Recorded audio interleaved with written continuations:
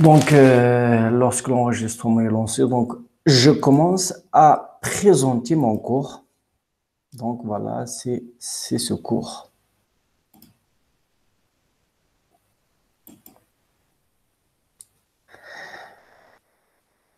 J'espère que vous voyez mon écran. Donc, Bismillah ar-Rahman ar-Rahim. Donc, je veux essayer de vous donner quelques notions sur le traitement numérique des signaux. C'est un cours que j'enseigne et j'ai enseigné à la promotion de l'année dernière de la filière Master. Master Sciences et Techniques électroniques et systèmes embarqués EASY. Je l'enseigne aussi au Master CD, Système d'information décisionnelle et imagerie. Donc, il y a donc, pour comprendre de quoi s'agit-il en image, au traitement d'image, il faut avoir les notions de traitement numérique du signal. Traitement numérique, ça veut dire qu'il y a d'autres traitements du signal. Donc, on doit savoir qu'est-ce que le signal, quels sont les différents. Donc, il y a un autre traitement qu'on appelle le traitement analogique du signal. Lorsqu'on dit analogique, ça veut dire que on le traite par donc des outils, des filtres analogiques, RLC, filtres passe-bas, passe-haut, passe-bande, etc. Voilà, qui sont analogiques. Lorsqu'on parle de traitement numérique du signal, ça veut dire qu'on doit traiter le signal sur un processus spécial comme Digital Signal Processing, DSP. C'est un processus un petit peu, c'est un processus spécialisé au traitement du signal, ou bien on peut le traiter sur une machine, sur un ordinateur. Donc, un ordinateur ne parle que le langage numérique, que le langage des bits, des 0 et des 1. Donc, on ne peut pas traiter des valeurs analogiques, il faut le numériser. Donc, vous allez voir que avant de traiter un signal, dans la plupart du temps, on a les signaux qui sont analogiques, la réalité, dans notre vie quotidienne, on a des signaux analogiques. Les signaux analogiques, je ne peux pas le traiter sur une machine. Et il faut convertir le signal analogique en signal numérique. C'est pour cela que la première partie, elle concerne la numérisation du signal.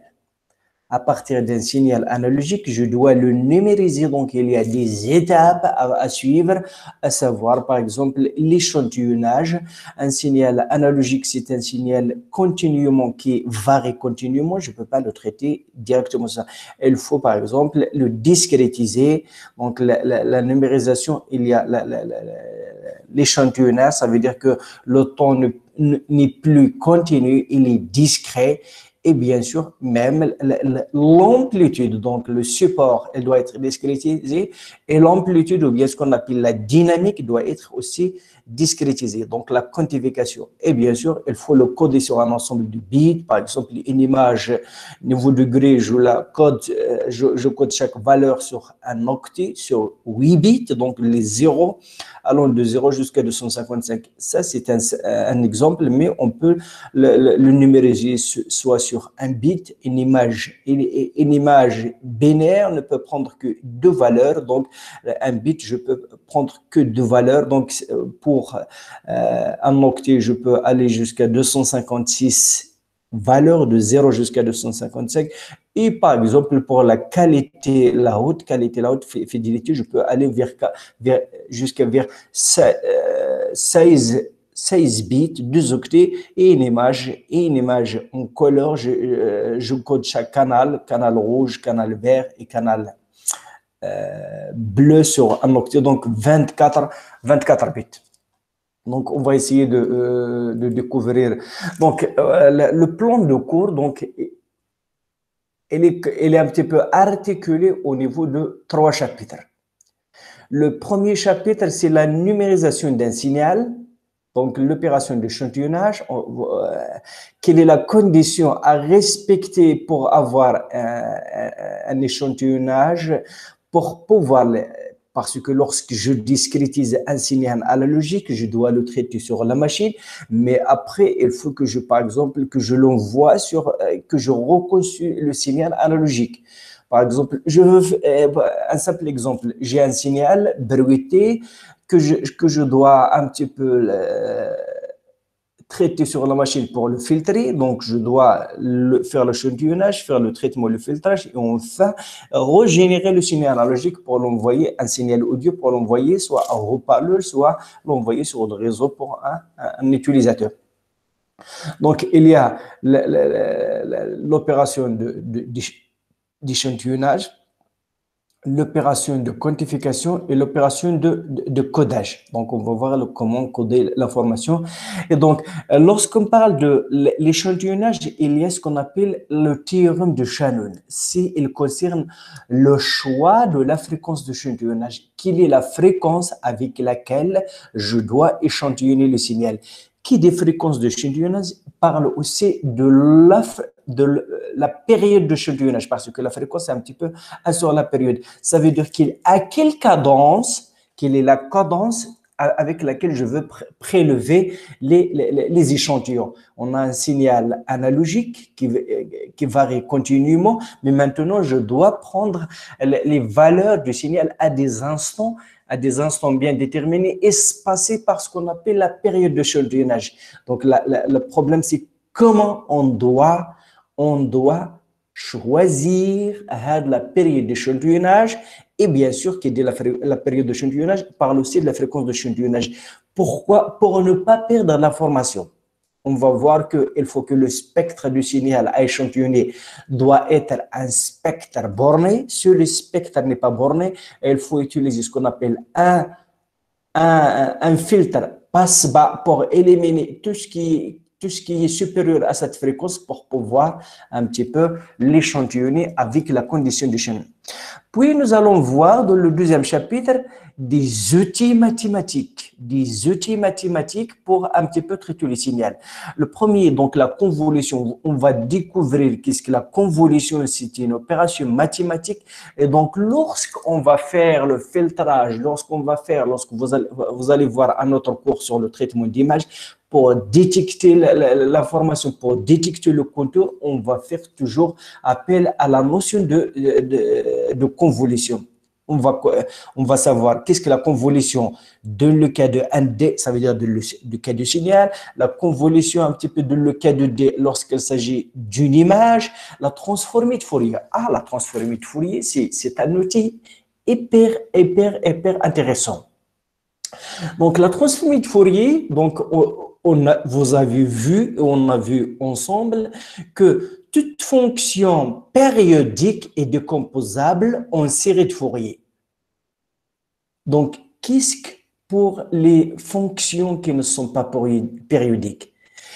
Une fonction périodique avec une période t va être décomposée en une série de Fourier. La série de Fourier, c'est ce que nous avons vu ensemble les mathématiques deuxième année. Donc, par exemple, f de t est égal à la sommation de an cosinus n f, etc., plus les bn. Donc, c'est la somme des an cosinus plus les bn sinus. Donc, ça, c'est pour les fonctions périodiques. Pour une fonction périodique, nous allons voir que la transformée de Fourier, c'est une généralisation de la série de Fourier pour les fonctions non périodiques. On va décomposer la fonction d'une façon générale qu'on aurait continue. Donc, sur la base, il y a les exponentielles G, les exponentielles complexes.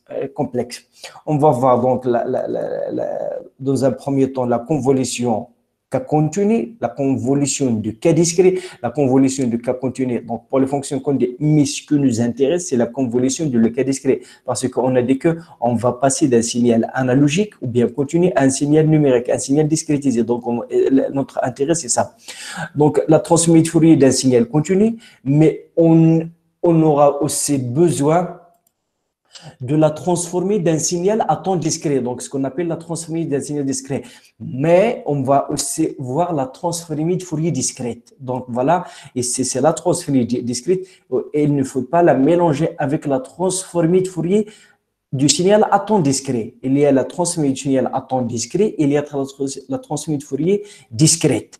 Donc, et bien sûr, on va voir un outil hyper puissant pour calculer la transmission discrète. Il y en a même, on va voir pourquoi la transmission de Fourier, elle a, elle essaie un petit peu de reprocher une approximation de la transmission à temps discrète, mais et s'il n'y a pas des outils pour la calculer, ça ne sert à rien. On va voir que la transformée de Fourier rapide, effective, fast Fourier transformé, ça permet de calculer cette transformée de Fourier discrète. Les applications pour le filtrage, pour calculer la fonction de corrélation, pour voir est-ce qu'on va construire un filtre passe-bas, un filtre passe-haut, un filtre passe-bande, un filtre coupe-bande. Donc tout ceci, on va le voir ensemble. Donc, avant de faire ça, nous allons voir dans le premier chapitre la classification des signaux. Il y a les signaux continus, les signaux discrets, les signaux aléatoires, les signaux déterministes, les signaux indéterminés. Et donc, on va voir la notion de la corrélation et de la densité spectrale de puissance pour les signaux aléatoires. Donc, pour les signaux déterministes, on va calculer la transformée de Fourier discrète, mais pour les signaux aléatoires, nous allons calculer la fonction de corrélation et la transformée de Fourier de la fonction de corrélation, c'est ce qu'on appelle la densité spectrale de puissance. Donc, lorsqu'on parle d'un spectre d'un signal, soit on parle d'un spectre où la transformée de Fourier pour un signal pour un signal déterministe, ou bien la transformée de Fourier de la corrélation, de la fonction de corrélation qui est la distribution de l'énergie par rapport aux fréquences. L'objectif de la transformée de Fourier, c'est de faire passer le signal du domaine temporel vers le domaine fréquentiel. Il y a cette dualité entre le temps et la fréquence. La transformée de Fourier parce qu'il y a par exemple d'informations qu'on ne peut pas voir dans le domaine temporel, alors pour visualiser s'il y a une périodicité, s'il y a une activité fréquentielle, on doit calculer la transformée de Fourier ou bien la densité spectrale de puissance. Et donc, la transformée de Fourier, elle permet de faire passer le signal du domaine temporel, de voir sa distribution dans le domaine temporel, vers le domaine des fréquences. Et pour passer de l'autre sens, de domaine fréquentiel au domaine temporel, on va utiliser la transformée de Fourier inverse. Donc, les deux opérateurs transformée de Fourier et transformée de Fourier inverse, on peut passer d'un espace de représentation à un autre espace de représentation. Bien sûr, après, il y aura d'autres transformations, la transformation en nom de lettres, la transformation d'Hilbert, etc. Ce sont des généralisations de la transformée de Fourier. Mais un outil un petit peu de base, elle est un petit peu développée par le mathématicien français Fourier, et donc elle porte ce nom, c'est la transformée de Fourier. Donc, pour vous dire aussi que la transformée de Fourier, c'est un opérateur donc mathématique hyper puissant pour savoir quelle est la distribution de fréquence, quelle est la distribution d'énergie par rapport à l'axe de fréquence.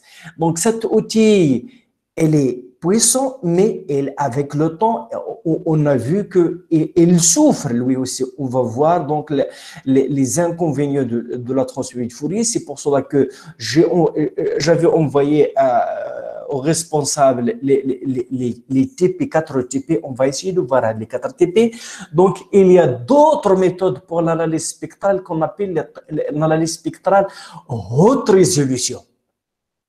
Pourquoi l'analyse spectrale haute résolution? Parce qu'on va voir que la résolution, qu'est-ce que la résolution? On va savoir qu'est-ce que la résolution. C'est qu'il doit être la différence ou bien le delta F entre deux fréquences F1 et F2 pour être vu sur le spectre. Quelle doit être la différence entre deux fréquences plus proches une à l'autre pour qu'elles soient visibles sur le spectre. Vous allez comprendre après ceci, donc la résolution. Donc la transformée de Fourier, elle a cet inconvénient d'être limitée en résolution. Elle dépend du nombre d'échantillons qui existent de le signal. Par exemple, pour augmenter la résolution, il faut que j'augmente le nombre d'échantillons du signal. si j'ai par exemple 24 échantillons, soit que j'ajoute des zéros par le zéro paddle, ou bien je mesure par exemple 1024. Mais quoi qu'il en soit, donc la résolution, elle dépend de cette. Donc la résolution, la différence qu'il faut y avoir entre deux fréquences d'amplitude d'au moins 3 décibels pour être vue sur le spectre, elle doit être au moins espacée par 1 sur n, avec n ou le nombre d'échantillons. Donc, quoi qu'il en soit, le n, donc, la résolution, elle est limitée, elle est finie.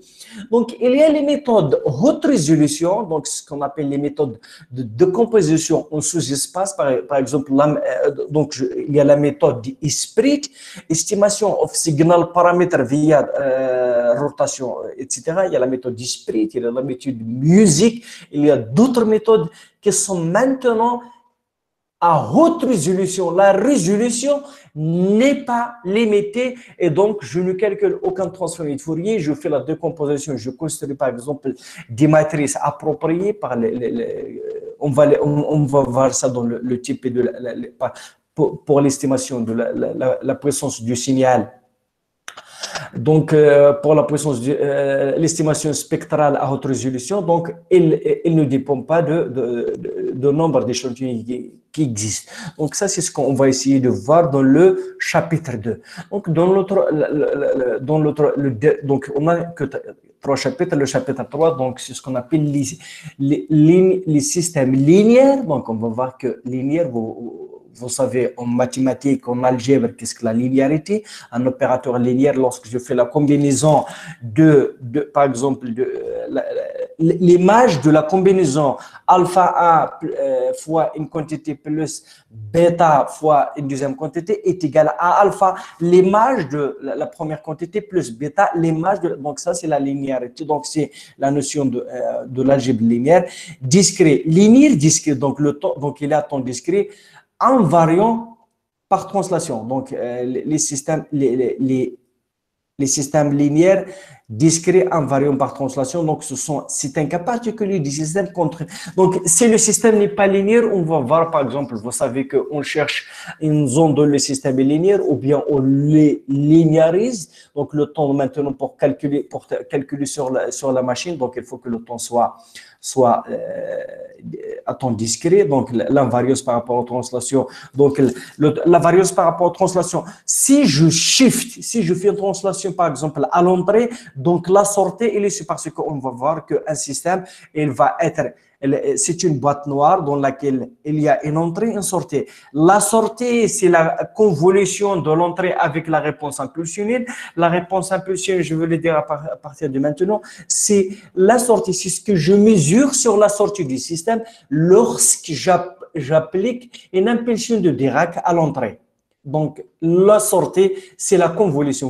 Vous voyez maintenant que la convolution, elle va être exploitée dans ces systèmes. Donc, on va voir la définition des systèmes à temps discret, LD. Donc, la notion de causalité. Donc, la causalité, donc, ça veut dire que la sortie ne peut pas. La sortie, c'est une réponse.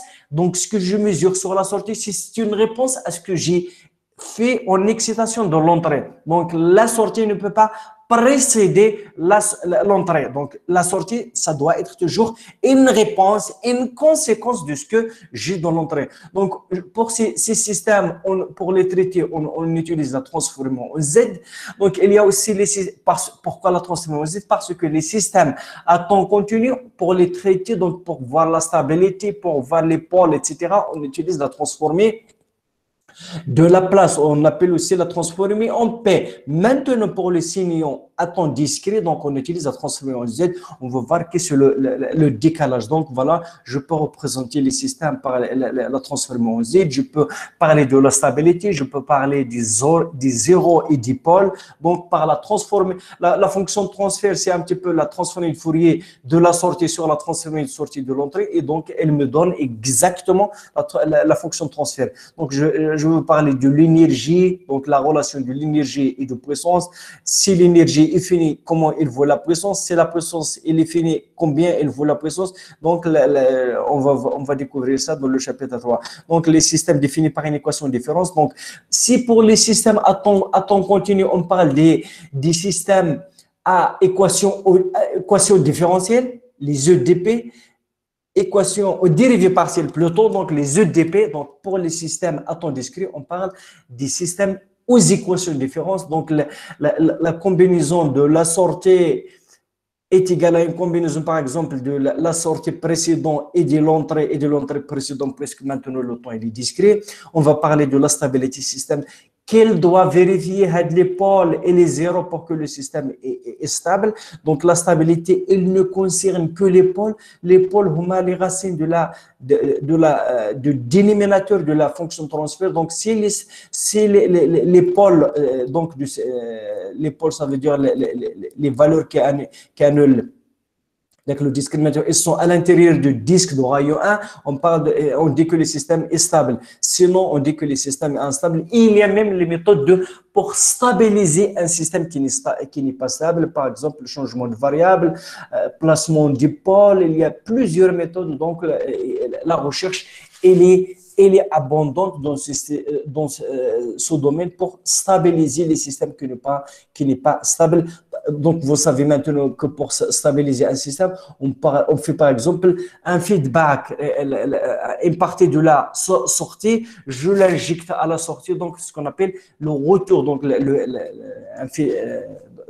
c'est stabiliser une partie de la sortie, je la réinjecte à l'entrée pour stabiliser, donc ce qu'on appelle on a vu ça en électronique et troisième année.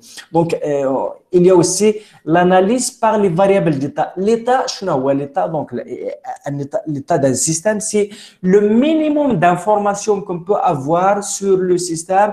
Donc, il y a par exemple, on parle de l'observabilité, il y a la commandabilité. Donc, tout ceci, c'est un petit peu des choses que vous allez voir dans l'automatisme et j'espère que vous l'avez troisième année parce que moi aussi, j'étais de formation E2EA les années 80 E2EA في 93 94 on a vu le traitement du signal, l'automatisme, donc comment stabiliser un système, qu'est-ce que les variables d'état, qu'est-ce que la commandabilité, l'observabilité, la stabilité, tout ceci on l'a vu. Donc commençons par le commencement. Donc, commençons par le chapitre 1, donc la numérisation d'un signal. Donc, avant de savoir qu'est-ce qu'un signal, donc, il est légitime de poser la question, qu'est-ce qu'un signal? Donc, un signal est une fonction qui véhicule de l'information ou un message.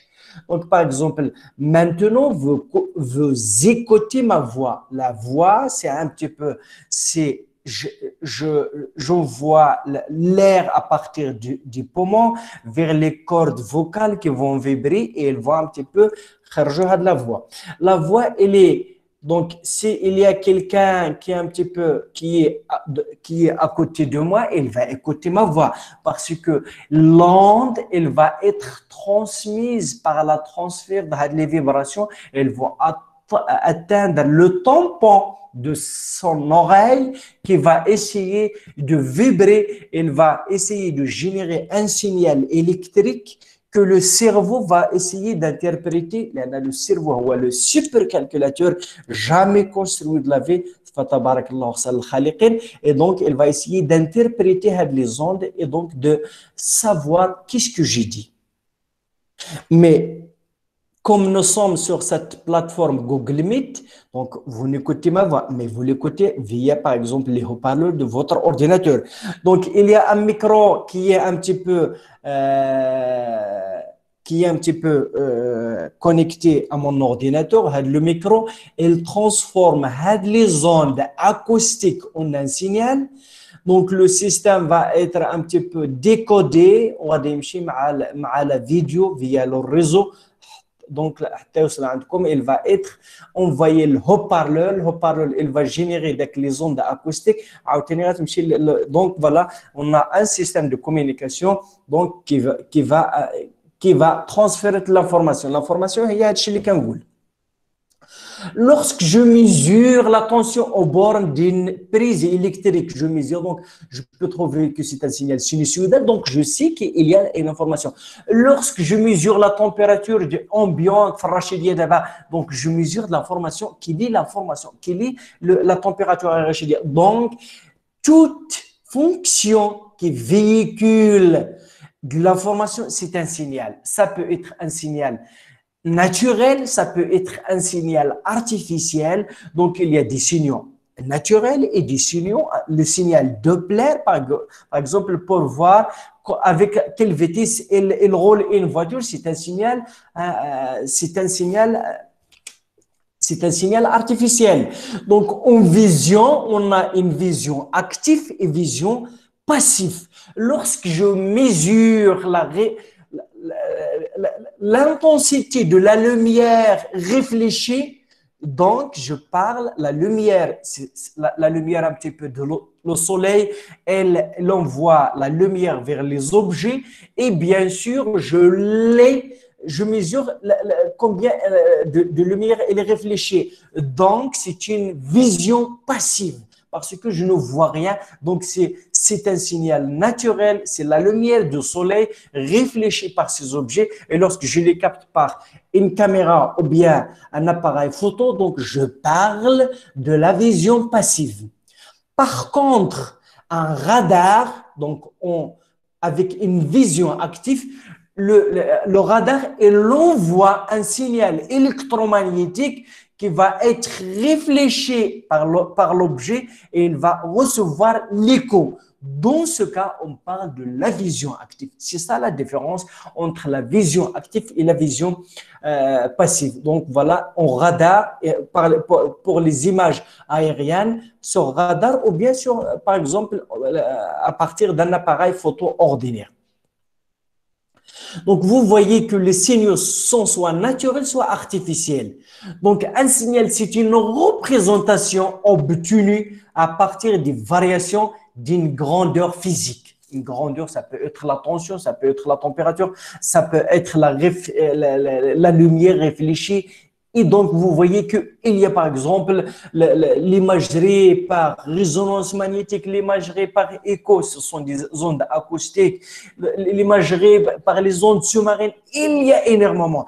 Pour vous dire que j'ai travaillé un petit peu à Bordeaux sur les images sismiques, ce sont des ondes sismiques envoyées par un vibreur pour voir comment est le sous-sol, pour voir les strates et bien sûr les couches du sous-sol parce que Total Final, il cherche un petit peu le pétrole, il cherche les zones susceptibles de piéger, d'avoir les hydrocarbures, le pétrole.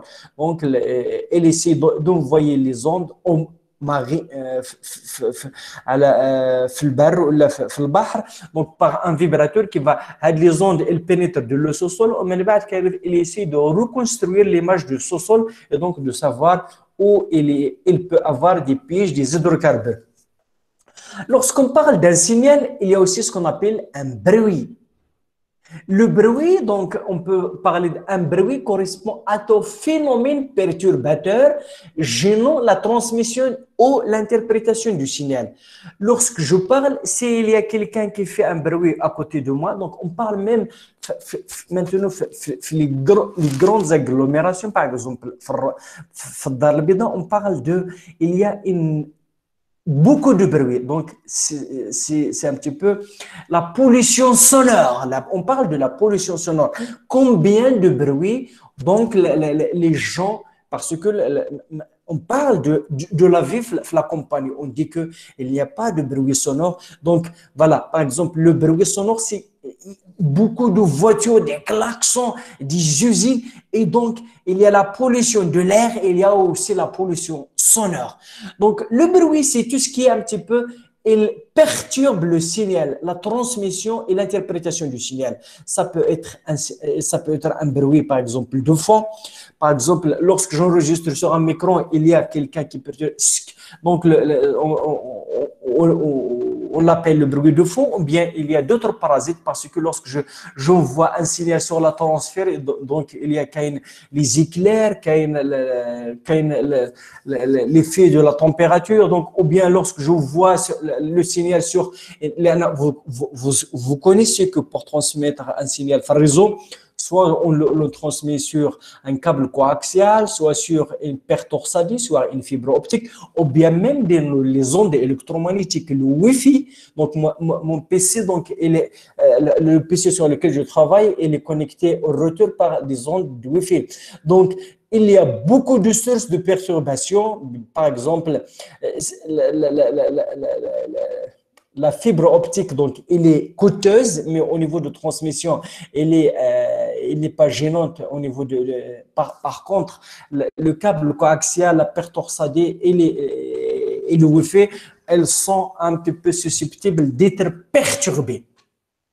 Donc, on parle, donc, pour savoir quel est, parce que donc l'objectif, lorsque j'ai un signal, il faut que j'enlève le bruit qu'il y a dedans. Il faut que je filtre le bruit. C'est un filtre qui va essayer d'éliminer le bruit et ne laisser que la partie utile du signal. Donc, un filtre, il y a type de filtre. Donc, lorsque je parle de bruit, il y a le bruit, il y a différents types. Par exemple, je vais vous donner deux exemples. Il y a un bruit gaussien. Un bruit gaussien, c'est un bruit aléatoire qui a une distribution. La distribution, la fonction de distribution, c'est une fonction gaussienne. Donc, vous connaissez la fonction gaussienne, c'est la fonction normale. 1 sur racine de P sigma exponentielle moins x moins la moyenne au carré sur 2 sigma au carré. Donc, pour filtrer un bruit gaussien, on utilise généralement un filtre moyennant de type gaussien. Donc, vous voyez que lorsque je sais le type de bruit, je peux concevoir un filtre qui va essayer de… Par exemple, s'il s'agit d'un bruit, ce qu'on appelle en informatique, donc en traitement d'image, le bruit, c'est les poivres. C'est les poivres, il y a le melha ou le bizarre. Donc, le bruit, c'est les poivres, c'est un bruit. Il ne contamine pas tous les pixels, il ne contamine que quelques-uns. Par exemple, 20% des pixels sont contaminés. Donc, là, بحال البزار حيت كديروا في المقا دونك شي واصلوا شي ما واصلوش. Par contre, un bruit gaussien, chaque pixel ou bien chaque valeur est contaminée par le bruit. Et donc, il faut que je traite. Par contre, un signal, c'est les poivres, il ne contamine qu'un pourcentage, 20%, 10%, 5%. Et donc, pour filtrer le bruit impulsionnel, on l'appelle aussi le bruit impulsionnel. Si les poivres, on utilise un filtre spécial. Je vous le dis, et il faut ne l'oublier jamais. C'est le filtre médian. Je prends une fenêtre pour un signal ou bien pour une image, j'ordonne les valeurs du plus petit au plus grand, je prends la valeur maximale parce que lorsque par exemple 20% sont contaminés, il y a beaucoup de chances que celui qui est au milieu ne sera pas contaminé. Donc, c'est de cette façon qu'on filtre le bruit impulsionnel sur le poivre. Donc, il y a une remarque. Donc, il faut faire attention car les notions de signal et bruit sont très relatives. Par exemple, dans un domaine dans lequel on dit que le bruit, il se peut qu'il soit le signal pour un autre intérêt. Donc, ce qui représente un bruit pour une application peut être considéré comme un signal dans un autre contexte. Il faut être vigilant. Donc, voilà, aux notions de signal et de bruit. Ce qui est bruit pour une application peut être signal, ça peut être sur les signaux qui véhicule de l'information pour un autre, par exemple pour la transmission satellitaire. La transmission satellitaire, il se peut que ce qu'on peut considérer comme bruit, ça peut être utile pour une autre application pour comprendre comment les astres, etc., donc l'astronomie, donc de l'astronomie, donc ça, on peut comprendre l'astronomie à partir des signaux qu'on envoie sur les planètes, etc. Donc, ce qui peut être considéré comme bruit pour une application peut être signal pour une autre application. Il faut être vigilant faire les deux termes.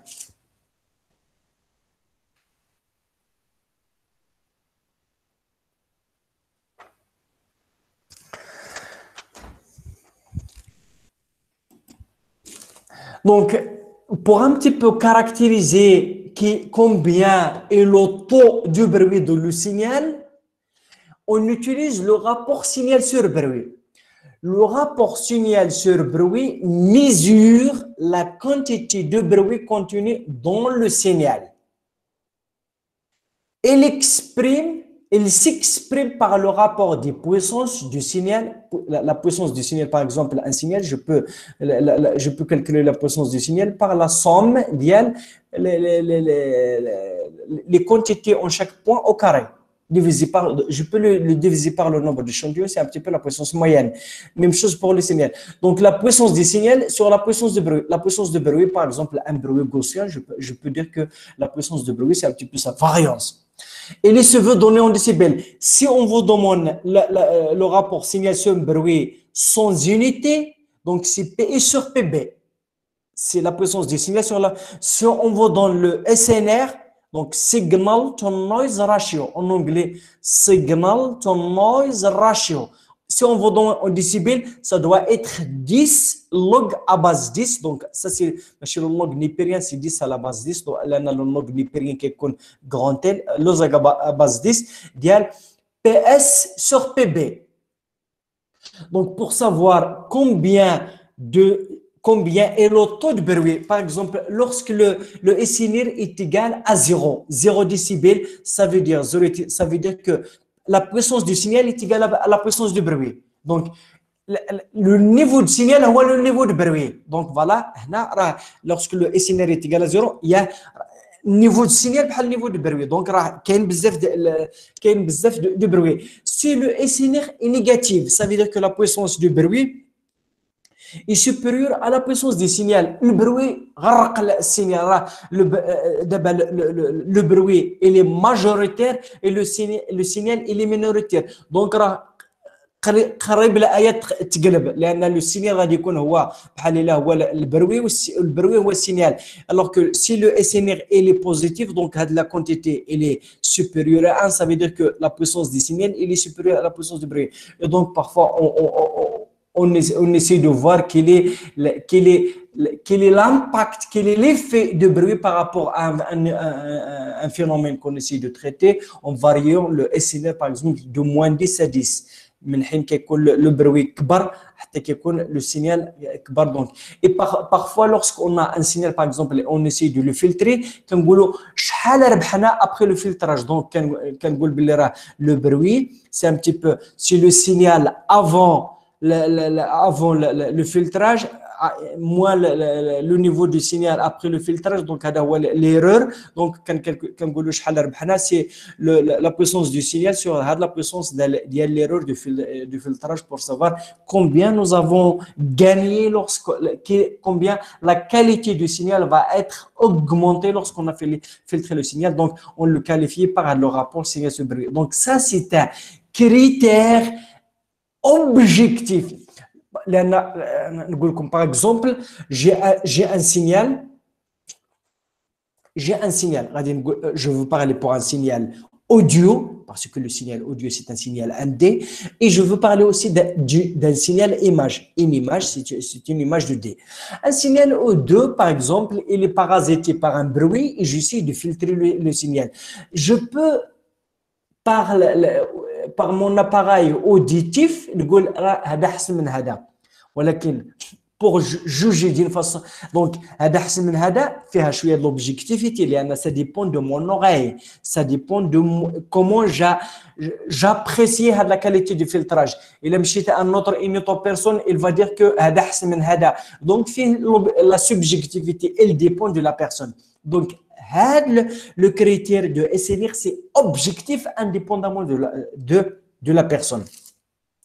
Prenons par exemple un autre exemple de l'image. Une image, lorsqu'on a une image, la première étape avant de faire l'interprétation de quoi que ce soit sur l'image, donc il y a une chaîne de traitement, c'est le pré-processing, le pré-traitement. Le pré-traitement, c'est un petit peu essayer d'égaliser par exemple l'histogramme, égaliser, filtrer le bruit. Et donc, lorsque je filtre l'image, il se peut qu'une autre personne تقول لا هذه أحسن من هذه لا هذه من أحسن هذه. Donc فيها l'objectivité. Donc pour un petit peu donc كاين le rapport SNR. Donc le SNR donc il nous indique parmi d'autres, la qualité de filtrage, donc combien j'ai gagné lorsque je filtre le signal. Quand le MSE, mean square error, si tu sais un autre critère, l'erreur quadratique moyenne. Donc, c'est un petit peu 1 sur n, combien j'ai gagné. Donc, il y a les deux critères, SNR et le mean square error. Donc, pour qualifier un filtrage de bon ou de mauvais. Donc, il y a les deux. Donc, j'ai pas noté le mean square error, donc MSE, donc ولكن مازال غادي نشوفوه في d'autres TP. Donc, lorsqu'on parle de traitement de signal, donc qu'est-ce que si on vous demande, c'est extraire de l'information par le filtrage. Donc, le filtrage, c'est éliminer par exemple le bruit. La détection, par exemple, la détection, est-ce que le signal existe ou n'existe pas? Est-ce que quelque chose existe ou n'existe? Donc, c'est existence ou non-existence. On parle de la détection. L'estimation, lorsque quelque chose existe, on veut essayer de voir sa valeur, on parle de l'estimation. L'estimation au sens de probabilité, au sens parce que c'est un signal non prévisible. Donc, un estimateur, je dois le qualifier par quelle est la qualité de l'estimateur, quel est le biais. Le biais, c'est la différence entre ce que j'estime et la vraie valeur. Donc, il faut avoir un estimateur non biaisé, donc ce qu'on a dit le biais zéro, pour dire que ce que j'estime, c'est presque la vraie valeur. Je peux aussi calculer quelle est la variance, donc la variance de l'estimateur. Donc, on cherche toujours à avoir un estimateur avec la variance la plus petite, donc avec ce qu'on appelle un estimateur efficace lorsque la variance atteint une borne, quand la borne de Cramer-Rao, vous pouvez la chercher. Donc la borne de Cramer-Rao, c'est la borne la plus minimale qu'un estimateur peut avoir. On dit qu'un estimateur il est efficace lorsque la variance de l'estimateur elle atteint la borne de Cramer-Rao. C'est une borne qu'on ne peut pas dépasser, etc. Donc il y a aussi l'analyse spectrale. Donc quelles sont les fréquences qui existent, donc l'activité fréquentielle, etc. Donc, on a aussi la mise en forme du signal, par exemple, la modulation, démodulation pour un petit peu, par exemple, pour l'envoyer sur le réseau, moduler un signal en fréquence, en amplitude, en phase. Donc, j'espère que vous avez vu la modulation, sinon, ça fait partie de l'électronique analogique, il y a, etc.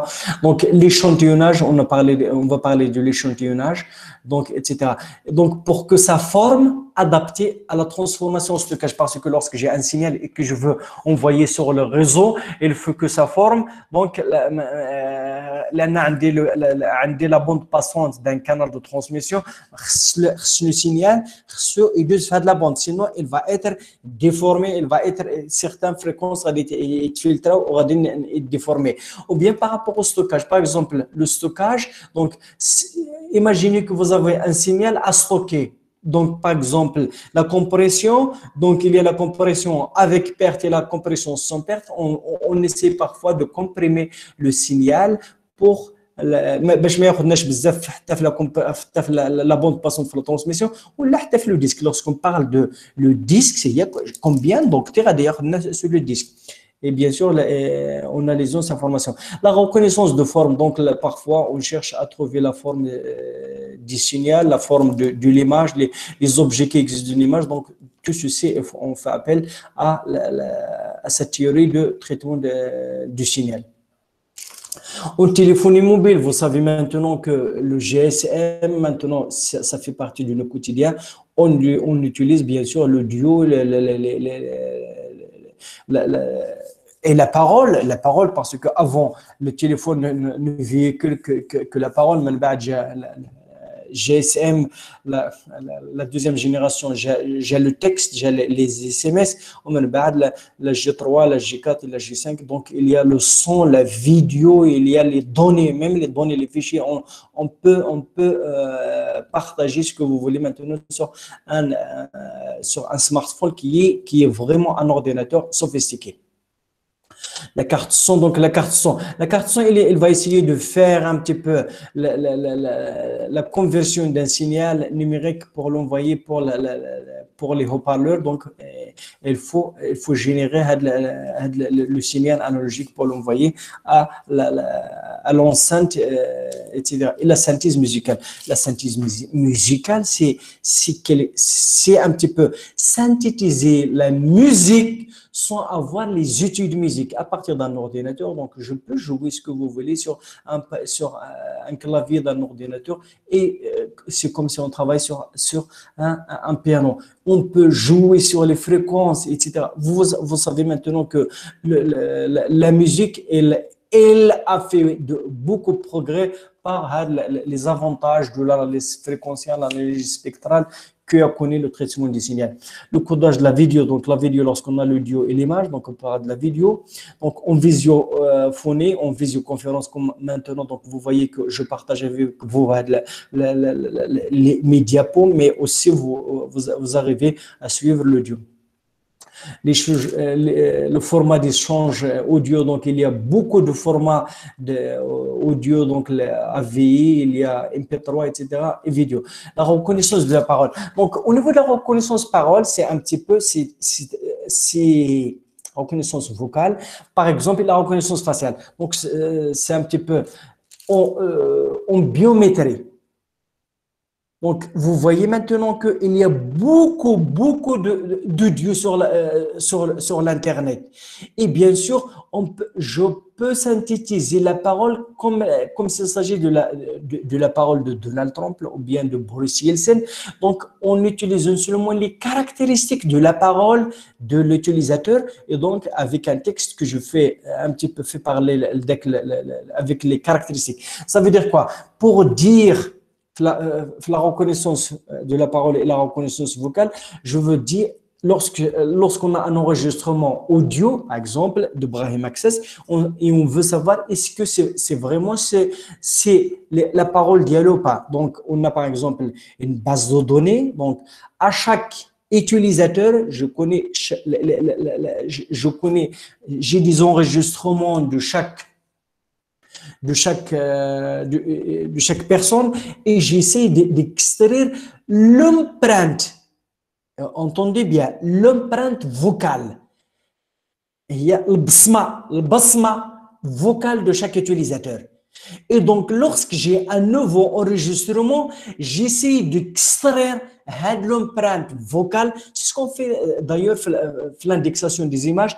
J'essaie d'extraire l'empreinte vocale à partir de cet enregistrement et je dois comparer l'empreinte avec tous les empreintes. Et donc, celle qui est plus proche en termes de distance métrique, il a ماشي ديال هاد السيد راه قريبه لهاد السيد. Et d'ailleurs, c'est aussi ce qu'on fait en la reconnaissance faciale. En reconnaissance faciale, j'ai par exemple les images, vos images. Vous voyez maintenant mon image etc. Lorsque j'ai plusieurs images, je dois extraire l'empreinte visuelle de chaque image. Et donc, lorsque j'ai une nouvelle image, je dois comparer l'empreinte visuelle de cette requête, on parle de la requête ou bien la nouvelle image, avec toutes les empreintes visuelles des images que j'ai sur la base de données images. La plus proche en termes de distance métrique, donc voilà, par exemple, lorsqu'on compare les empreintes digitales d'une personne à une autre, donc c'est ce qui fait la police judiciaire et scientifique lorsqu'elle fait ses investigations sur un crime ou bien sur un cambriolage ou bien etc. Elle essaie d'enlever les empreintes et bien sûr les comparer aux empreintes qu'elles ont de la base de données. Et bien sûr, celle qui est la plus proche, le suspect, donc numéro 1 ou bien un ensemble de suspects. En visio industrielle, on utilise aussi le traitement du signal. Donc, vous voyez qu'au niveau de la parole, au niveau de le traitement d'image, au niveau de la reconnaissance faciale, visuelle, etc. Par exemple, en vision industrielle, par exemple, une caméra. Même si je parle de traitement d'image, c'est un signal de D. On a par exemple une, une boîte ou bien une entreprise qui fabrique les biscuits. ما أسهلها.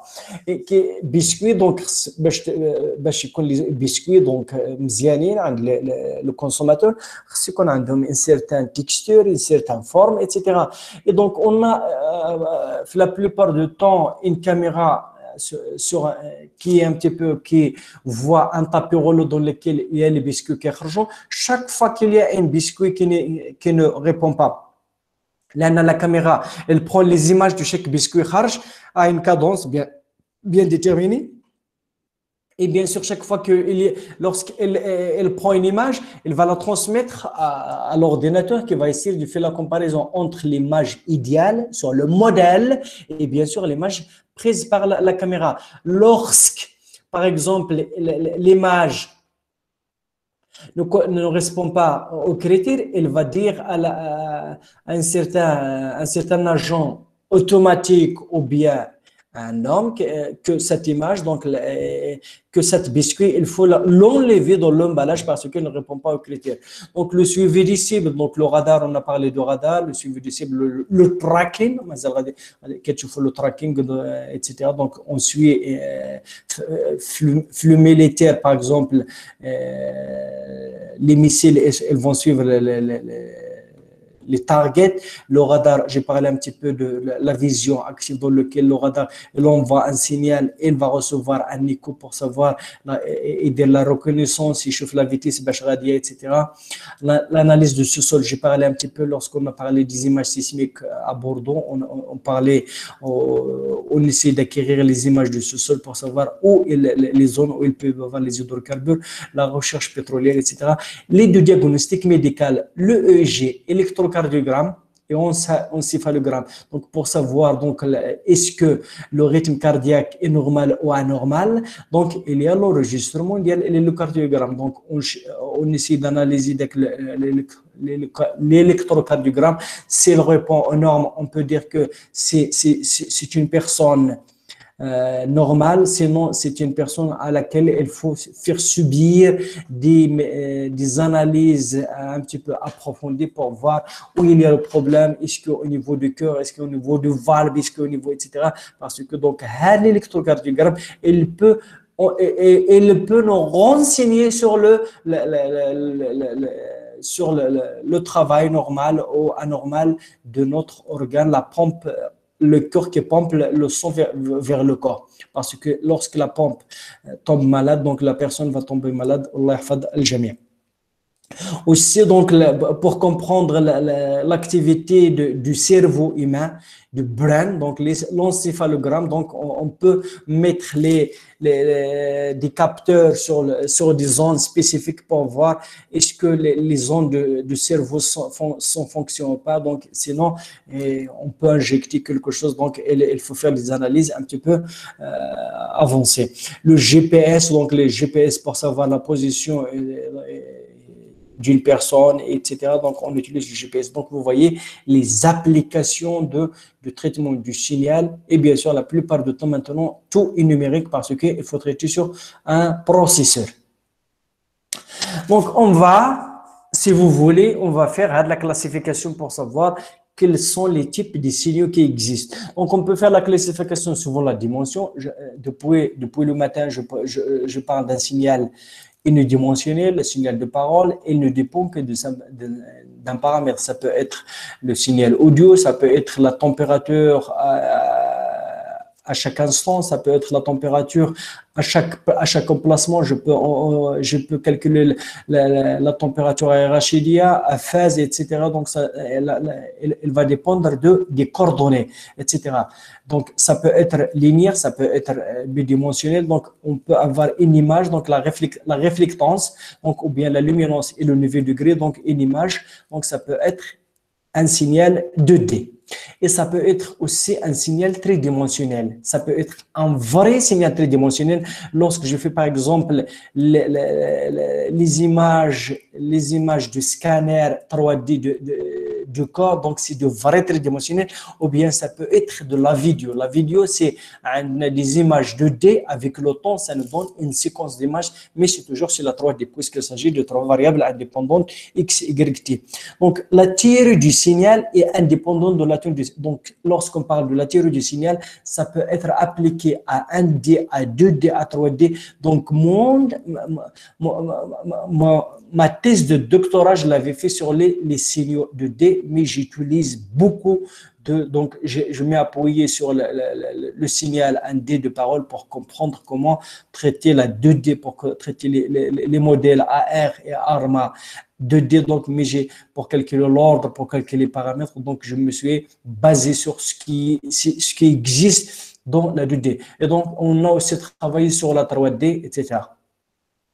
Donc, vous voyez par exemple, ça c'est un signal audio 1D. Vous voyez que donc le signal, c'est un signal un petit peu qui varie le temps d'une façon un petit peu l'amplitude du signal. Donc, une image, ça c'est une image 2D. Donc, la vidéo fera l'image, fera le temps, donc les séquences 2D. Donc, on peut avoir même des signaux ND, 4D, 5D, etc. Et bien sûr, mais au niveau de la visualisation, je ne peux pas visualiser au-delà de 3D. Donc, il y a aussi la classification phénoménologique, ça veut dire est-ce que le signal est déterministe ou aléatoire. Au début, donc, j'ai parlé du signal déterministe et aléatoire. Donc, un signal déterministe, c'est un signal dans lequel l'évolution peut être parfaitement décrite par un modèle mathématique approprié. Une fonction cosinus, une fonction logarithmique, il y a une fonction qui va décrire là-dessus. Donc, si j'ai une exponentielle mal datée, donc il y a une doctorante qui travaille avec moi qui essaie d'analyser les signaux transitoires exponentiels mal datés. J'ai travaillé avec l'analyse spectrale 3D, donc les exponentiels, GDP. Donc, il y a des modèles qui décrivent le signal déterministe. Par contre, un signal aléatoire, c'est un signal imprévisible. Je ne sais pas comment il va être. Donc, pour appréhender les signaux aléatoires, donc on appelle donc random signal. Donc ici c'est determinist signal. Donc on fait appel aux statistiques et aux probabilités. Donc, description statistique, donc il y a pour la décrire, ce n'est la fonction de probabilité, ce n'est la moyenne, ce n'est l'écart type, la variance, les moments statistiques d'ordre supérieur. Donc, il y a par exemple, parce que pour des signaux un petit peu stationnaires, je peux le décrire par les moments statistiques d'ordre petit, la moyenne, la variance, mais parfois, si le signal n'est pas stationnaire, il faut que j'aille vers les ordres statistiques, ou bien les moments statistiques d'ordre supérieur, par exemple, le cumulant, le Kurtosis, etc. Donc, il y a plusieurs outils mathématiques, et bien sûr, et donc, vous devez savoir maintenant que on parle dernièrement avec le machine learning, le deep learning, l'intelligence artificielle. Tous ces outils, elles se basent sur la description statistique. Ce qui va faire le machine learning, le deep learning et l'intelligence artificielle, il faut qu'elles soient fortes en maths. Les maths, c'est un outil indispensable. Et surtout, l'algèbre linéaire, les outils d'algèbre, les outils d'analyse en composantes principales, d'analyse de données, la CP, etc. Et bien sûr, il faut avoir les statistiques. La plupart des données, je ne sais pas comment les traiter. Donc, je dois faire une analyse statistique, quelle est la tendance, quelle est la moyenne, quelle est la médiane. Les data scientists, elles essaient un petit peu d'utiliser les outils. Les maths, les statistiques, l'informatique, bien sûr, pour coder. Pour coder Python, on peut même faire le machine learning avec C, avec MATLAB, avec Java, mais maintenant avec le langage R. Mais il faut maîtriser le Python, donc, qui est maintenant le langage de programmation de machine learning et de deep learning et d'intelligence artificielle numéro 1. Donc, on a dit qu'il nous faut une description statistique, tout signal physique. Donc, il y a aussi un théorème qu'on appelle la décomposition, le théorème de World. world. Donc, il dit que un signal, tout signal fait une partie déterministe, une partie aléatoire et une partie évanescente. Donc, une partie. Qu'est-ce qu'un signal déterministe? Un signal déterministe, c'est un signal dont le spectre est un spectre singulier. Même un spectre singulier, on va voir le spectre singulier. Donc, le spectre singulier, c'est un spectre qui est continu. Il est, par exemple, il dirait. Par contre, un signal aléatoire, le spectre, c'est une courbe continue. Donc, c'est un spectre régulier. Donc, il est un spectre régulier. Il s'agit d'un signal aléatoire. Un spectre il s'agit, bien sûr, que c'est un signal déterministe. Donc, ça, c'est un signal aléatoire. Ça, c'est un signal continu. Donc, si je trace le spectre de la sinusoïde, de la cosinusoïde, donc, il y a deux raies. À la fréquence, alors que celui-là, il y a donc un spectre régulier. Il y a un spectre singulier et un spectre irrégulier. Il y a aussi donc la classification morphologique. Wesh le temps, est-ce qu'il est continu ou bien il est discret? Pour le signal. Wesh pour l'image, c'est une image analogique ou bien une image discrétisée. Donc l'espace de définition, bien l'espace de description, est-ce qu'il est continu? Est-ce qu'il varie continuellement ou bien il est discrétisé au changement? Vous voyez que le signal continu, on l'utilise X avec le temps continu entre parenthèses, et lorsque le temps il est discret, on l'utilise entre deux crochets avec N. Le temps il appartient à R, le temps il appartient à Z. Ce sont des instants bien déterminés. Donc, on peut avoir ça, le cas 1D ou 2D ou 3D ou 4D. Donc, le temps il continue, donc la variation.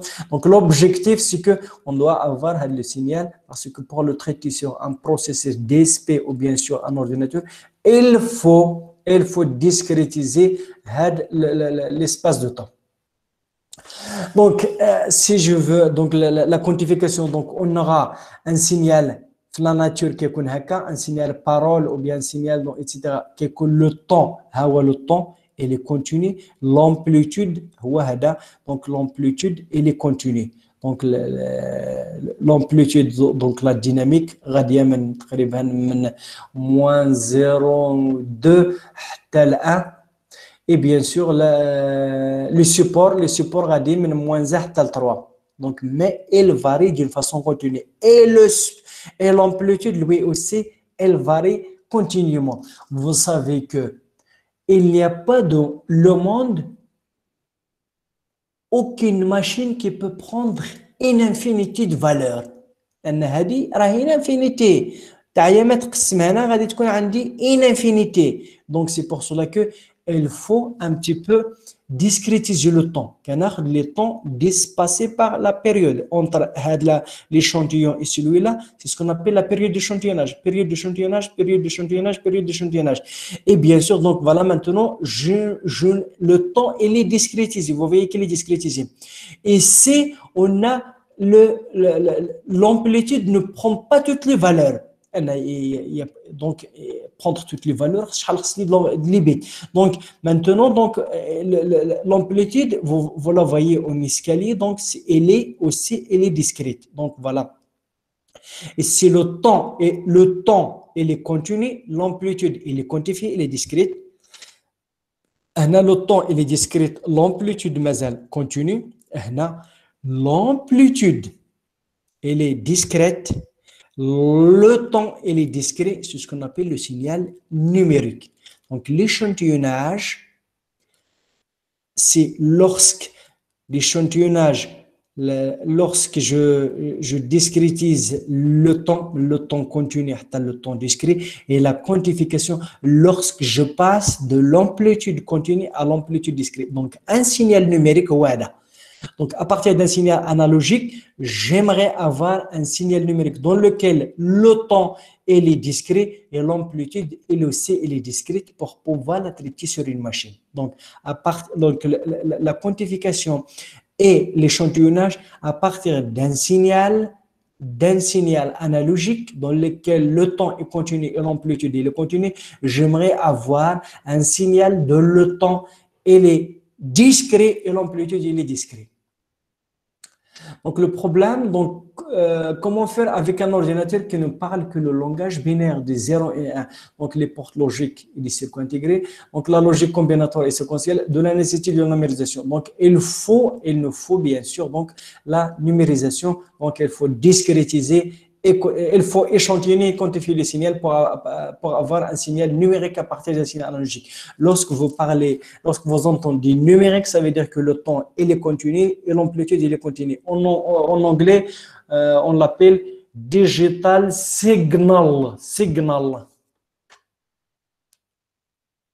Donc, quels sont les avantages du traitement numérique du signal? Bien sûr, par rapport au traitement analogique.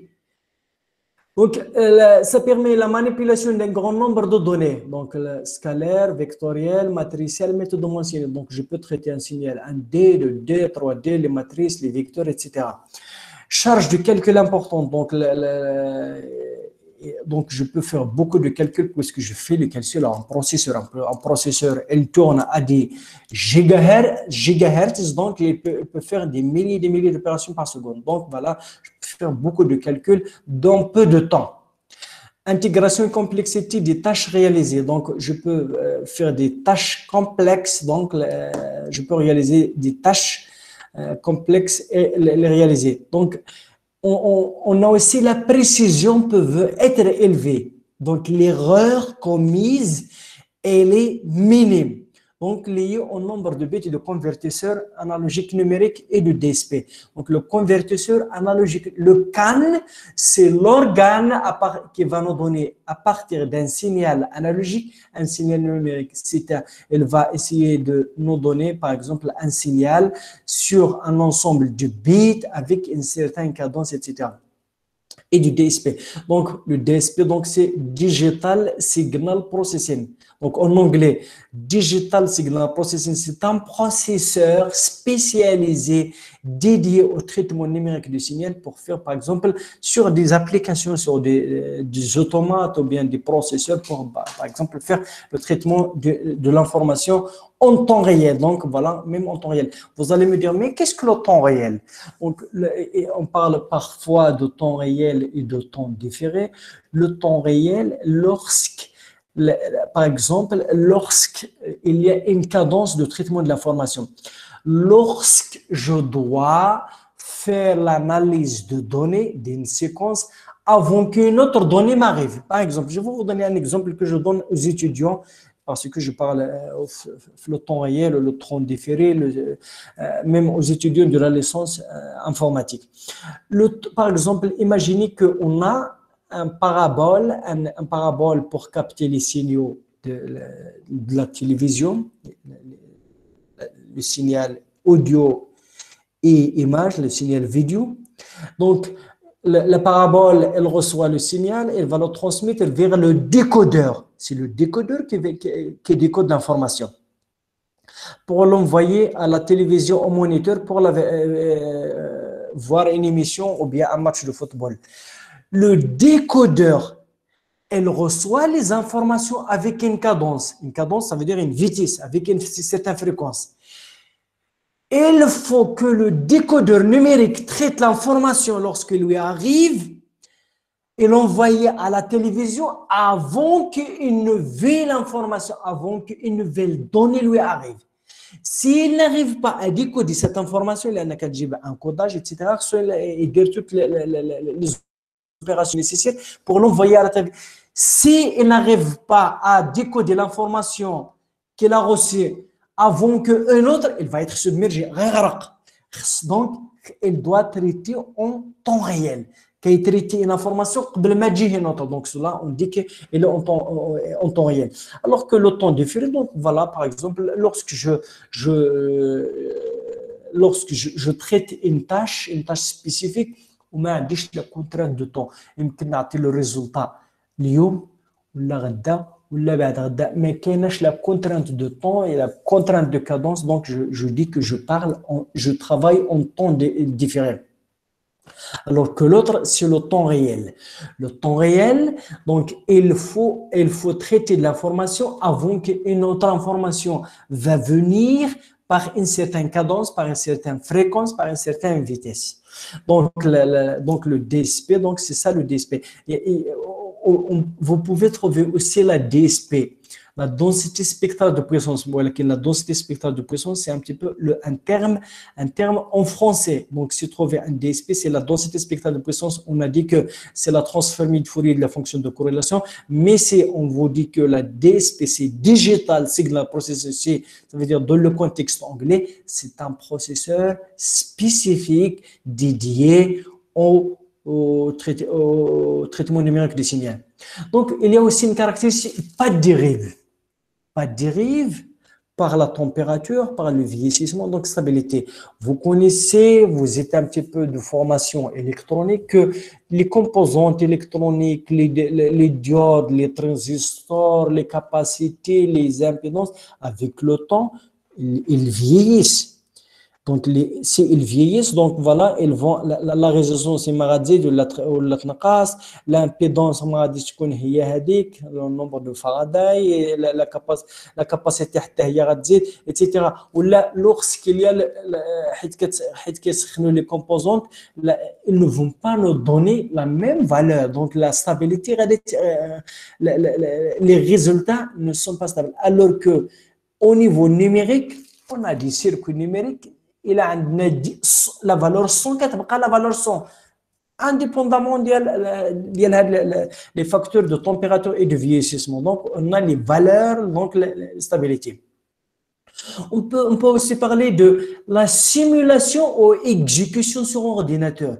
Exécution en temps réel. Maintenant, vous connaissez qu'est-ce que le temps réel au moyen de structures spécifiques au DSP. Donc, je peux exécuter sur un ordinateur donc une tâche bien déterminée. Alors que pour le traitement analogique, donc il faut concevoir des circuits spécifiques, RLC, etc., les capacités, filtre passe-bas, etc. Il faut calculer. Alors que maintenant, je peux le calculer sur ordinateur, donc même avec des langages de programmation haut niveau. Les langages de programmation haut niveau, les langages par C, par MATLAB, par Java, et bien sûr, il y a aussi les langages bas niveau, donc orientés vers la machine, le langage mnémonique, le langage l'assembleur, ce sont le langage bas niveau parce qu'ils sont orientés vers le hard. Avantage donc l'architecture et l'algorithme permettent de travailler en temps réel. Donc on a dit que avec les architectures des ordinateurs, donc on peut travailler en temps réel. Parfois, donc, même au niveau de langage de programmation, il faut faire attention. Donc, il y a les langages compilés et le langage interprété. Le langage compilé, C, C++, le langage interprété, PHP, Java, c'est un petit peu fait les deux. Donc, le Python, c'est un langage interprété. Mais lorsqu'on veut qu'une application va travailler en temps réel, rapide, on fait appel à son codage par C ou la C++. C ou C++, donc c'est un langage compilé, il est optimisé pour travailler en temps réel. On peut avoir une simple modification du coefficient en mémoire par programmation ou reprogrammation transfert de données permet de passer d'un filtre numérique à un autre. Donc, ce qu'on appelle la reprogrammabilité. Donc, reprogramme. Donc, ça veut dire que lorsque je travaille sur un ordinateur ou bien sur un programme, je peux concevoir un autre filtre. Donc, j'ai un filtre, j'ai les paramètres d'un filtre et je peux passer à un nouveau filtre par changement seulement des coefficients de la mémoire, de la RAM. Je ne change aucun composant. Je ne change ni capacité, ni résistance, ni impédance, ni rien du tout. Seulement des coefficients en mémoire et je passe d'un filtre à l'autre. Alors que pour le traitement analogique du signal, il faut que je débranche d'autres composantes électroniques pour passer d'un filtre à un autre, pour construire un filtre passe-bas ou filtre passe-bande, filtre passe-bande, etc. Donc, c'est facile de faire des simulations en tant qu'on veut, avoir donc la notion de la reprogrammation. Donc, je peux ne pas changer que peu de choses et trouver un nouveau filtre. La répétitivité. Qu'est-ce qu'on veut par la répétitivité? Si on répète les opérations des milliers de fois sur la même machine ou sur des machines de même capacité, le résultat sera toujours identique. Ça, chose qu'on ne peut pas avoir, bien sûr, en traitement analogique, avec le même circuit, des incertitudes sur les mesures. Donc, les mesures, elles dépendent bien sûr de l'outil de musique, de l'outil de mesure. Et donc, chaque fois que je fais une mesure, donc, et bien sûr, si je prends le même circuit sur un autre site, donc dans lequel le climat, la température, donc je veux avoir d'autres résultats. Alors que si j'envoie le même programme, lorsqu'il me donne des résultats sur ma machine, j'envoie le signal, j'envoie le programme à une autre personne qui va essayer d'exécuter le programme, d'y aller à une distance qui va vers des milliers aux États-Unis, en France, au Japon, elle va avoir le même résultat. Donc, la répétitivité, si on répète des opérations des milliers de fois, même des milliers de fois sur la même machine ou sur plusieurs machines de même capacité, le résultat sera toujours le même. Il a atteint 5,5, ça atteint toujours 5,5, indépendamment d'autres paramètres, ce qui n'est pas le cas avec les machines analogiques et bien sûr avec les circuits analogiques. Bien sûr, on ne va pas dire que le traitement numérique du signal, c'est parfait. Donc, il y a aussi des inconvénients qu'on va essayer de voir. Nécessité d'une vitesse. Donc, pour avoir, par exemple, il faut avoir une vitesse de calcul élevée sur un souhait, une bande passante large. Donc, par contre, pour les signaux analogiques, je peux avoir une grande bande passante. Mais pour le calcul au cas du numérique, il faut avoir une grande vitesse pour avoir la bande passante large ou un comprimé au niveau de la vitesse sur la précision. Donc voilà, il y a toujours le principe d'Eisenberg. Donc voilà, si je veux avoir une vitesse, je perds sur la vitesse. Si je veux une vitesse grande, je perds sur la précision. Donc il faut avoir... On dit même, on ne peut pas avoir le beurre et l'argent de beurre. Donc si je gagne d'un côté, je perds de l'autre. Donc, la réalisation du simple, donc l'inconvénient, c'est la réalisation du système simple est relativement complexe. C'est par exemple, si je veux réaliser un filtre passe-bas, donc je peux utiliser seulement RL ou RLC. Par contre, au numérique, il faut avoir par exemple des filtres avec une cinquantaine de paramètres. Heureusement qu'on a la RAM, etc. Alors qu'avec deux composantes en analogique, je peux avoir le filtre passe-bas. La réalisation du système simple est relativement complexe. Par exemple, un système de premier ordre, ça c'est RC, ça peut être de premier ordre, réalisable au moyen d'une résistance et d'un condensateur. Donc RC demande beaucoup de matériel si on réalise avec les moyens numériques. Heureusement maintenant que la vitesse des processeurs, elle est des gigahertz. Donc, voilà, j'espère que vous avez un petit peu, donc nous sommes à 12h20, donc pour le samedi. Donc, voilà, on va faire le cours le jeudi et le samedi, il n'y a pas d'objection. Donc,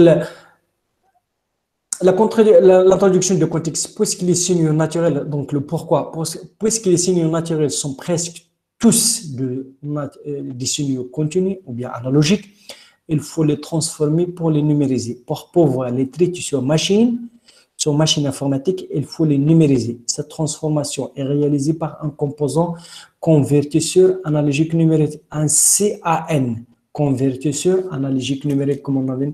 Cette opération possède de composer en trois actions.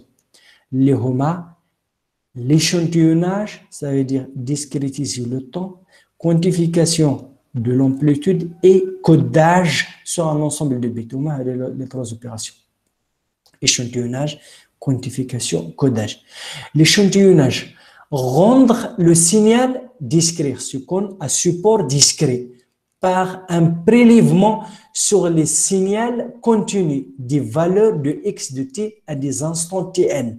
Le temps, maintenant, ça ne doit pas être un temps continu, mais un temps discret avec un décès par n, donné par les instants donnés Tn est régulièrement espacé avec la même période. La distance entre l'instant Tn plus 1 et Tn et Te est appelée la période d'échantillonnage. C'est la différence entre deux instants, on l'appelle la période d'échantillonnage. Donc, l'inverse de la période d'échantillonnage s'appelle la fréquence d'échantillonnage. On va voir le théorème d'échantillonnage qui va nous imposer la condition sur la période d'échantillonnage. Vous savez que pour ne pas perdre l'information, c'est qu'on a T est plus petite. Si T est grande, donc le signal il va perdre l'information. Donc, quand T, il ne faut pas qu'elle soit plus grande à une certaine valeur, qui dit T supérieur, il y a un score, T صغير من une certaine valeur, et dans la fréquence compte à une certaine valeur. Donc, elles sont un petit peu inversement proportionnelles. Donc, on parle de la période d'échantillonnage. Le signal analogique est alors représenté par un ensemble. Donc, par un ensemble fini de valeurs discrètes, T, on l'appelle T échantillonné de T. Donc, c'est le signal à l'instant n fois TE. 0 fois TE, 1 fois TE avec n en entier. Donc, voilà, on va prendre seulement le signal à des instants bien déterminés qui sont des multiples n appartenant à Z. 0, TE, 2 TE, 3 TE, moins TE, etc. Donc, n appartenant à Z. C'est un entier qui appartient à Z. Donc, ça, c'est la première opération sur le signal analogique. Il faut discrétiser le temps. On va voir que discrétiser de le temps revient à échantillonner dans le spectre. Donc, ou bien échantillonner de le temps, ça veut dire discrétiser de le temps, revient à périodiser, plutôt à périodiser. On va avoir un spectre de signal échantillonné, un spectre construit du spectre du signal analogique, mais qui va être reproduit à la fréquence d'échantillonnage. Donc, c'est comme une fonction périodique. Échantillonner de le temps revient à périodiser dans la fréquence. Ça, c'est l'échantillonnage. La quantification, c'est l'approximation. Donc, on va voir dans l'échantillonnage parfait. L'échantillonnage parfait dans lequel c'est comme si on va faire la mesure à des instants bien déterminés. TE, 2 TE. Mais il n'y a pas de la pratique, aucune mesure, aucun système pour mesurer le signal à l'instant NTE. C'est sur une certaine période θ ou alpha. Pour comprendre l'échantillonnage réel, on doit passer par l'échantillonnage idéal dans lequel c'est comme si on fait la mesure instantanée. Donc, il y a l'échantillonnage idéal et l'échantillonnage réel. Donc, pour la quantification, c'est l'approximation des valeurs discrètes, les valeurs à l'instant discret. Le passage d'une valeur à une autre est un multiple d'un point de quantification. On va voir ici aussi la quantification linéaire, pas de quantification. Donc, chaque valeur, c'est un multiple de poids de quantification. Donc, il y a la petite mesure donc, avec laquelle on aura les multiples de cette point de quantification. Il y aura la quantification linéaire dans laquelle chaque valeur, c'est un multiple. Et on aura la quantification logarithmique, donc non linéaire. Et il y aura deux façons de le faire, soit, je m'excuse, donc, soit avec la règle mu et la règle A, donc utilisée soit aux États-Unis et le Japon, soit en Europe. Donc, on va voir les deux façons de la quantification. Puis le codage, donc le codage, ça veut dire on doit coder la valeur, on a dit, sur un ensemble de bits, sur un octet ou d'octets, ou bien un ensemble de bits. Donc, il faut avoir quelle est la valeur associée. Donc, les trois étapes qu'on va essayer de voir à partir de la séance prochaine, Inch'Allah. Donc, voilà, je m'arrête ici. S'il y a des questions, donc je vais voir est-ce qu'il y a des questions. Donc, chers étudiants, si vous avez des questions, donc vous pouvez les poser donc sur le chat. Donc, j'espère que ou bien vous pouvez même les poser. Vous activez seulement vous activez seulement le, le micro et vous pouvez poser les questions que vous voulez. Je suis à votre écoute, ou bien vous pouvez le chat, donc vous pouvez poser la question au chat. Posez vos questions.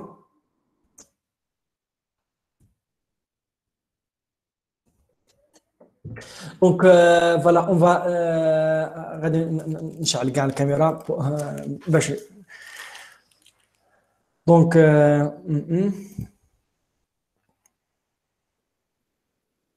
donc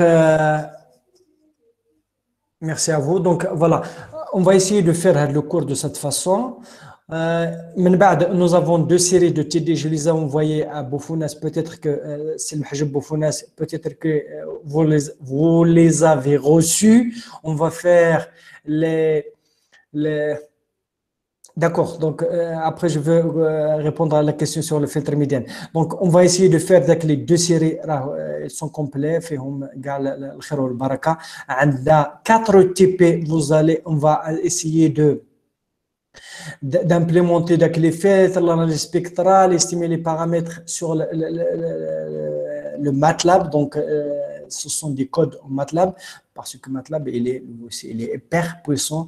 Donc, il a toutes les bibliothèques nécessaires pour faire soit le signal, soit pour faire l'image. Il y a quelqu'un qui veut accepter. Donc, je ne sais pas pourquoi. Donc,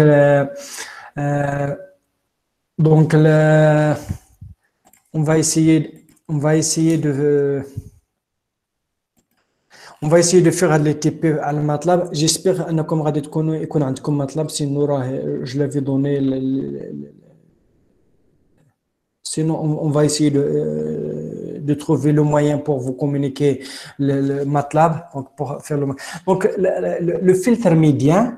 Donc, pour répondre à la question de Raja. Donc, Assamfi, donc peut-être que si je prononce le nom erroné, donc le filtre médian, c'est un filtre dans lequel on prend, donc on l'aura dans un TP.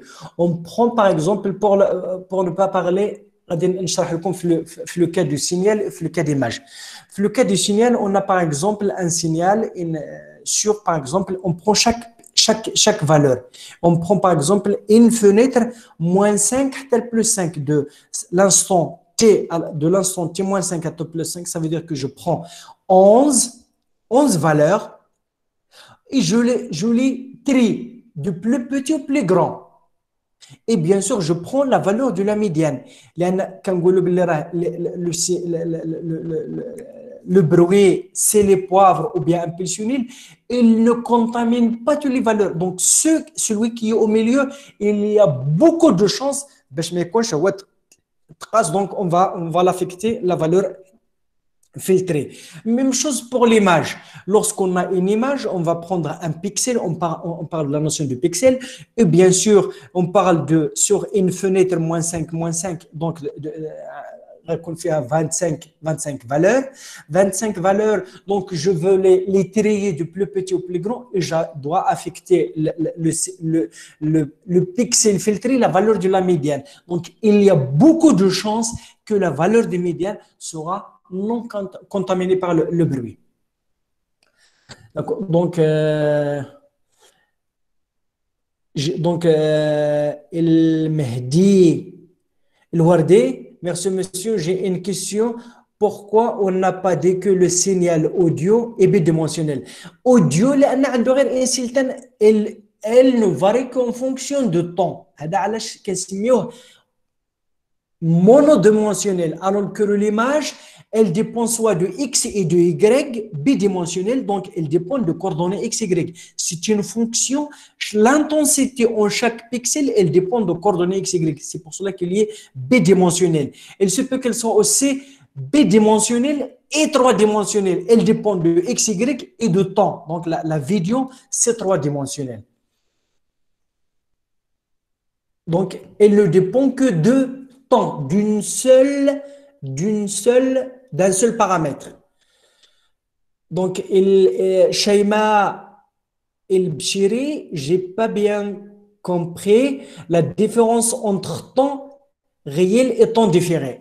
Le temps réel, donc lorsque j'ai dit que le temps réel, lorsqu'il y a la cadence, il y a une contrainte que je traite, une formation avant de recevoir une nouvelle formation.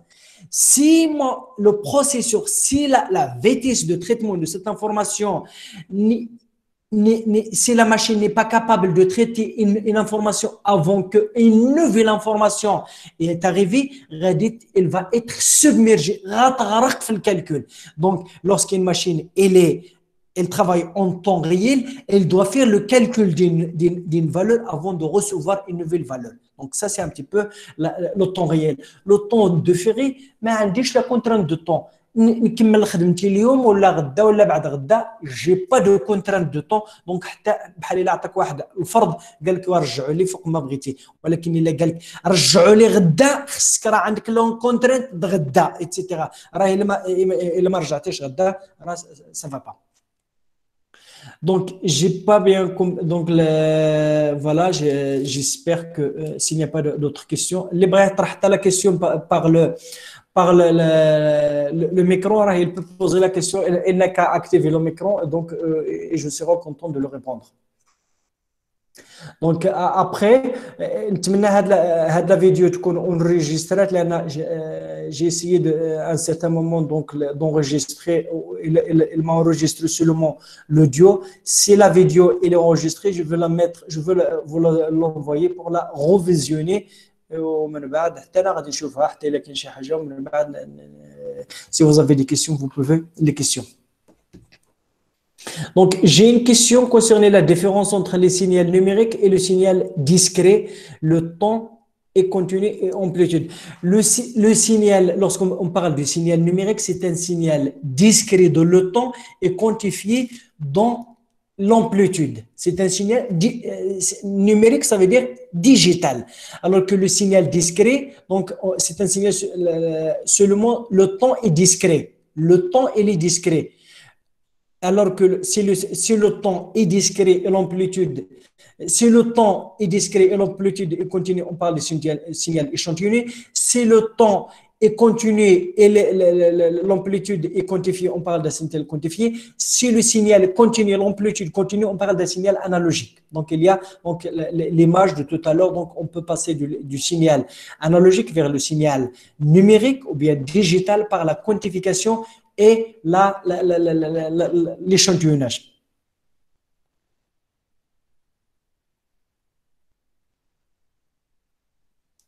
L'examen مشات حتى septembre. Donc on espère faire le cours faire le mois de juin, faire le cours, faire le TD, on va faire le TP ومن بعد حتى احنا les étudiants ديال الماستر اللي انا je suis le coordinateur de master CD système d'information décisionnelle et imagerie، راه مازال حتى هما كيقراو. دونك les examens غادي يمشيو سبتمبر. دونك حتى نتوما l'examen غادي يمشي. Donc il ne faut pas avoir هاد الهاجس ديال l'examen. Il faut savoir خصكم il faut demander باش تكون la formation complète. اما l'examen c'est n'est qu'une évaluation. Et on demande est-ce que est-ce qu'il est arrivé ou bien il est perdu le canal.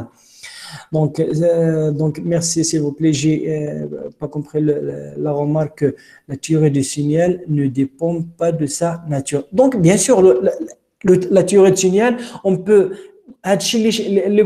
Pour la convolution, la transformée de Fourier, elle peut être appliquée un signal 1D, un signal 2D, un signal 3D, un signal déterministe, un signal analogique, etc. Donc, indépendamment de sa nature, donc, les outils mathématiques, le traitement du signal, ce sont les outils mathématiques pour extraire de l'information, pour faire la transformation, indépendamment de sa nature.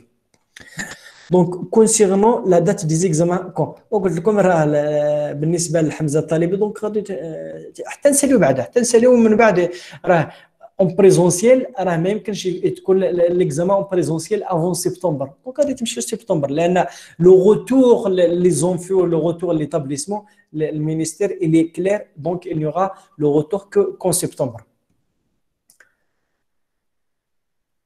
Donc, s'il n'y a pas d'autres questions, donc, كنشكركم, j'espère que vous avez appris quelque chose. Ah, il y a quelque chose, donc merci à vos efforts, merci à vous aussi, merci d'être présent, merci. نتمنى لكم التوفيق, نتمنى أنني ديت الواجب ديالي لأن c'est une responsabilité donc qu'il faut que il faut honorer la responsabilité qui m'a été confiée لأن يمكن نقول كاع أنا صيفط لهم الكره هذه ولكن مازال الهاجس أنني خصني ندير خدمتي. Donc merci à vous والسلام عليكم ورحمة الله تعالى وبركاته. Donc, on se donne rendez-vous, Inch'Allah, le samedi prochain et à la prochaine. Salam alaikum.